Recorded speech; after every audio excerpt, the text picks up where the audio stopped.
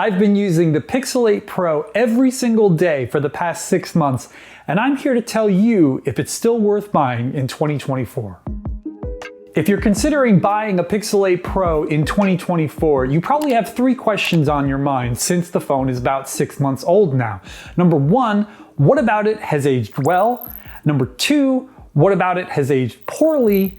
And number 3, of course, is it still worth buying today? One of the most notable aspects of the Pixel 8 Pro doesn't seem that important when you first think about it, but it actually really is, and that's the fact that it has a flat display. Previously, all Pro-level Pixel phones have had curved displays. Curved does offer some benefits, such as when you're watching Netflix or YouTube on your phone, the curved display hides the bezels a little bit, making you more immersed in that content.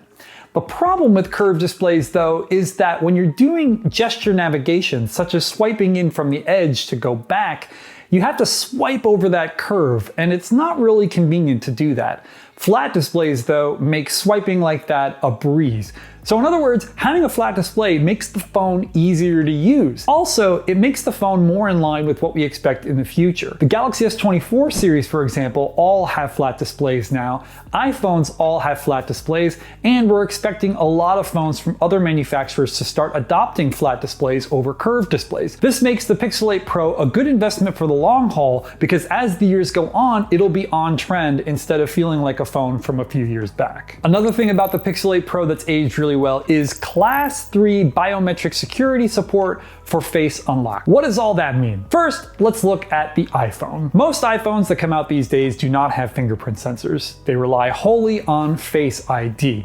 That means when an iPhone user needs to unlock their phone for a contactless payment or needs to access a secure app such as a banking app, they need to use Face ID or a PIN. The Pixel 8 Pro has the best of both worlds. You can use your fingerprint sensor as a Class 3 biometric, or you can use Face Unlock as a Class 3 biometric. The choice is yours. This makes the Pixel 8 Pro incredibly convenient to use.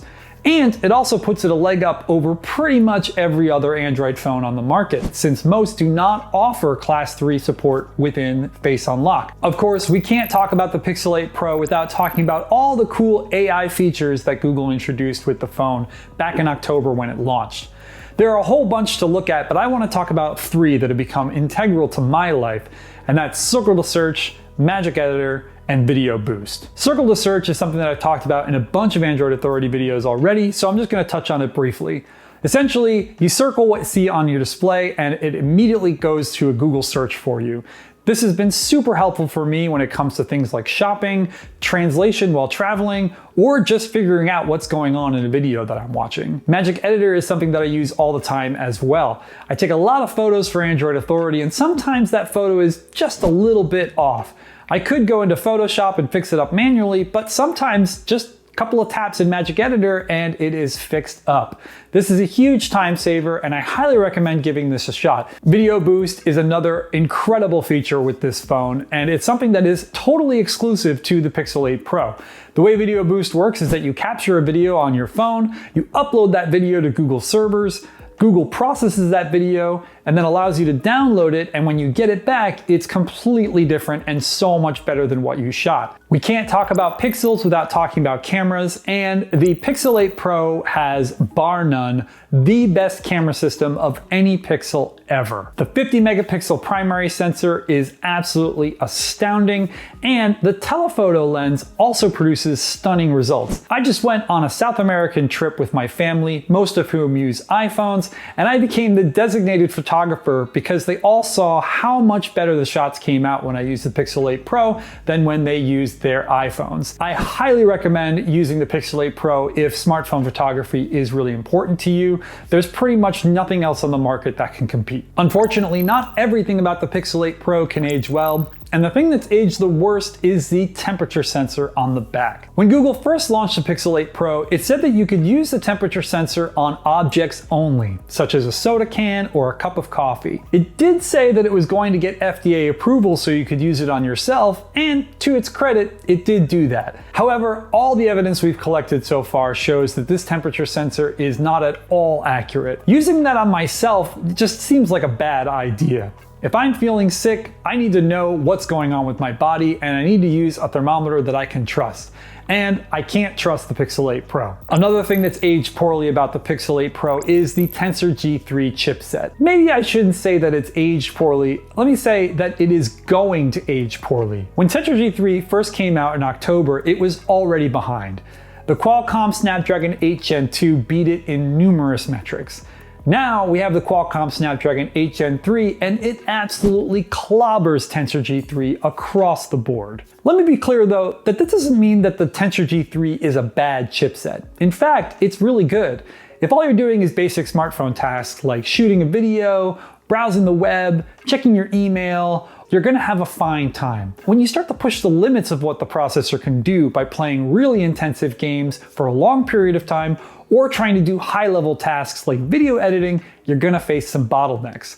At least you're gonna face bottlenecks that you wouldn't face if you were using a Qualcomm Snapdragon 8 Gen 3 instead. But once again, if all you care about is doing your basic smartphone stuff, Tensor G3 is gonna be fine. Finally, one of the biggest problems I have with the Pixel 8 Pro is the camera experience. Now, I know I already talked about how great the camera is on this phone, but Google did make a controversial change here. And that is it removed the sliders that you see when you first open the camera app. On every other Pixel phone prior to the launch of the Pixel 8, you would have three sliders when you first open that camera app. One would control brightness, one controlled shadow, and one controlled color temperature. This gave you a high level of control over how your shot came out without needing a Pro mode. With the Pixel 8 Pro, Google for the first time ever offered a Pro mode.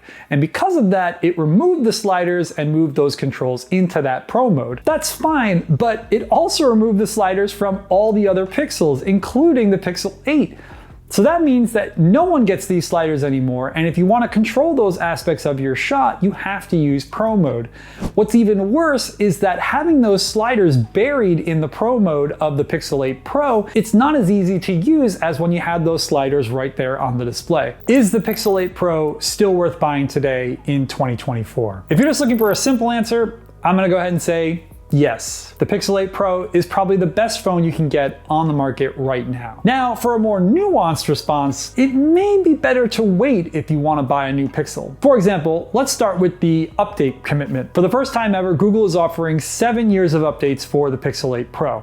But what does that really mean? When the Pixel 11 comes out many years down the line, is the Pixel 8 Pro going to get the features for that phone? Or is the Pixel 8 Pro just going to get the latest version of Android and a security patch? We don't really know the answer to this question because Google's never offered this length of support for its phones before. Granted, you might be okay with just getting the latest version of Android and a security patch and missing out on the new features, but that still will be a little disappointing. Likewise, the Pixel 9 series is right around the corner, and it's going to be incredibly exciting. We already know that there's going to be a middle phone, the Pixel 9 Pro, that's going to be about the same size as the Pixel 9, but offer almost all the same features that we've seen in the Pixel 8 Pro. So if you're somebody who wants your phone to be a little bit more compact, but still as powerful, the Pixel 9 might be worth waiting for. But if you need something right now, I have no problem recommending the Pixel 8 Pro. That's about it for this video though. I'm looking forward to hearing your comments about what you think about the Pixel 8 Pro and whether or not you think it's a good buy 6 months later.